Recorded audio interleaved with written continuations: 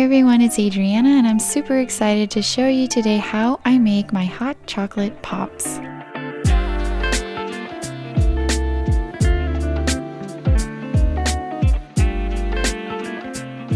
So I've been experimenting a lot in the kitchen with hot chocolate bombs, and I came up with these hot chocolate pops as a really neat way for my kids to have hot chocolate. So in this tutorial we'll cover two different kinds, a regular hot chocolate with marshmallows inside and a salted caramel hot chocolate pop. Now to make these hot chocolate pops you will need a special mold. So what I have down there is the Silikomart silicone easy ice cream mold in the classic design. Comes with these little sticks that you can just insert into the bottom of the mold, and what I found is that these smaller sticks are great for cakesicles but too small for hot chocolate pops. So I have a standard size popsicle stick there on the left. You're going to look for something like that because that's going to make it easier for you to stir the chocolate into your milk. When I tested these smaller sticks on my kids, I found that they were making a big mess trying to stick that stick inside the milk to mix all the chocolate in. Now let's move on to how to make the melted chocolate. So these are Mercken's dark chocolate wafers. They look like little discs, and these are compound chocolates. And what that means is that because it doesn't contain any cocoa butter, it is not considered real chocolate. So this is helpful for us to know because it doesn't require any tempering. So I just took about 8 ounces of that dark chocolate, put it in a microwave safe bowl, and then placed it in the microwave for 30 seconds. Then you always want to give your chocolate a good stir in between heating steps to evenly distribute the heat. You can see that the wafers are still kind of solid, so I'm going to go ahead and stick this chocolate back into the microwave for another 30 seconds. After about a minute of total heating, this is what 8 ounces of my compound chocolate looks like. I'm just stirring it to distribute the heat and kind of cool it down just a little bit, but you can see that it's definitely all melted and in a workable state to fill our silicone molds. Okay, so we have our molds, we have our melted chocolate sticks, and a paintbrush or spoon. And what I'm going to do is pour in a couple tablespoons of the melted chocolate into each popsicle cavity. I then give the mold a couple firm taps to settle the chocolate, and just like the hot chocolate bombs, you can use a spoon or a paintbrush. I typically use a paintbrush because that's what I like to use when I make cakesicles. So what I'm doing is pulling up the chocolate up to the edges of the mold. What we're doing here is just creating that initial film of chocolate along the entire interior of the mold. Now with the hot chocolate bombs, we just did one pass of chocolate and it was pretty easy to remove. With cakesicles and hot chocolate pops, we have to do 2 coatings along the side because when you have a stick attached to the bottom of the pop and you try to remove it from the mold, it's inherently more difficult to do so without breaking it. So we have to make sure that we're going to reinforce the sides with an extra layer of chocolate,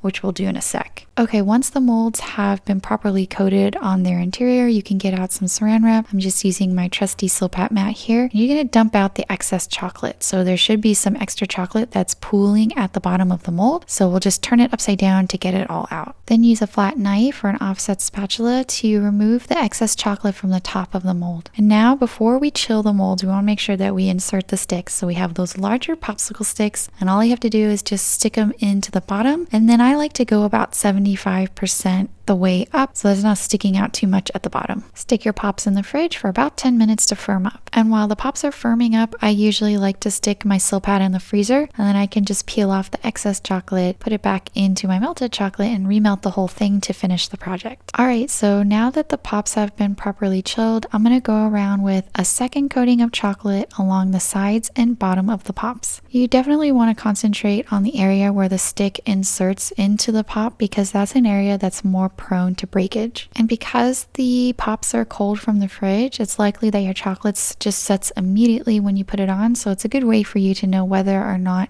it's going to be thick enough around the sides. So at this point you can go ahead and start filling your hot chocolate pops. So we do have limited space here because we are making hot chocolate pops and not hot chocolate bombs. So I highly suggest that you use these dehydrated marshmallows. They're sometimes sold as mallow bits. I'm using the Hoosier Hill Farm marshmallows that you can buy on Amazon. Now these are just the standard white ones, but you want to check out the ones online because they have ones that come in different colors and everything like that, which I think will be really cute. You can use mini marshmallows, you know, the little fluffy ones that I have here, and I just wanted to show you what it looks like if you did wanted to use them. You can't get as many in as the little dehydrated marshmallows. You can see the size difference, but I'll make one right here so that you can see the difference. I'm also just going to fill in the gap with the tiny little dehydrated marshmallows in this one as well. And then I like to do the cocoa powder last, since that tends to fill in any gaps between the marshmallows. So I'm taking almost a full tablespoon of cocoa powder and putting it in between the marshmallows, and it'll kind of settle in between all of the crevices. Now to complete the final back shell of your hot chocolate pop, take about a tablespoon or two of your melted chocolate and pour it onto the top of each mold. Now take the mold, kind of shake it from side to side and tap it, and this is going to settle the chocolate a little bit. You can then take your offset spatula to help the chocolate kind of cover the entire back of the mold. And what I'm finding is because we're using an uneven filling such as mini marshmallows, it's really hard to get a flat surface on the back, and I find that it's not too terrible looking. Most people don't look at the back of these things, so you just continue to use the offset spatula to kind of smooth out the chocolate.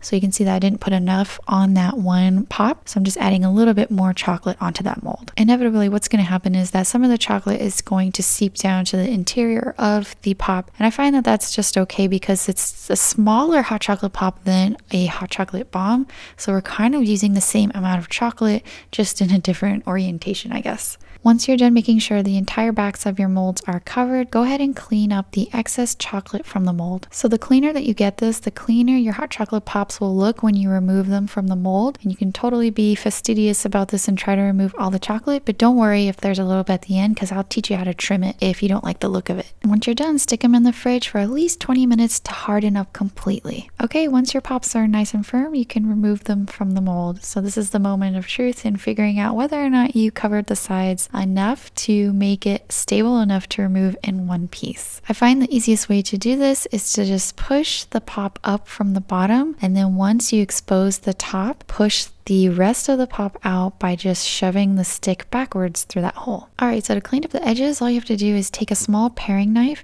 and run it parallel alongside the side of the hot chocolate pop until it's nice and clean. To decorate these hot chocolate pops, I'm just going to take a little bit of the leftover dark chocolate and then drizzle it across the hot chocolate pop and then sprinkle on some of those leftover marshmallows. Alright, the second one I'll be showing you today is the salted caramel hot chocolate pop, and it follows the same exact procedure that we used on the regular hot chocolate pop. So go ahead and grab your molds, fill them with about a couple tablespoons of melted chocolate, then proceed to paint the interior of the mold. Once the molds have been coated, dump out the excess chocolate, then clean up your molds with an offset spatula, insert your sticks, and then allow this to chill in the fridge for about 5 minutes. Pull the firm molds out, then do your second coating along the bottom and sides. To add the salted caramel flavor to these pops, I have some chocolate caramel sauce, so we're just going to add that first to the firm molds. I added a couple teaspoons of that to each mold, and then now I'm going to add some of those dehydrated marshmallows on top. And now we're going to follow that same process to complete the back of the pops. So pour enough chocolate that you think will cover the back of the mold, give it a little shake to settle the chocolate, and then use the offset spatula to smooth it out.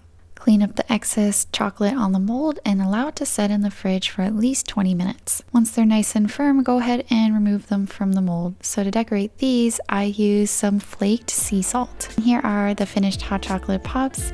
All you need is about 8 ounces of steamed milk in a mug, and all you have to do is stir and it melts into the drink.